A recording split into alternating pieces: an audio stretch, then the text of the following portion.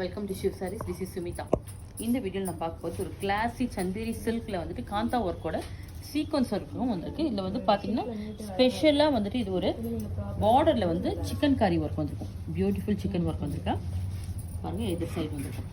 இதில் வந்து பல்லுவும் அதே மாதிரி கிளாஸியாக வந்திருக்கும். உங்களுக்கு கிளாஸி பல்லு, இதுலேயும் வந்து ஷார்ட் பல்லுவில் இந்த மாதிரி சிக்கன் காரி ஒர்க் வந்திருக்கும். சாரி ஃபுல்லாக all over kantha work with sequins embroidery.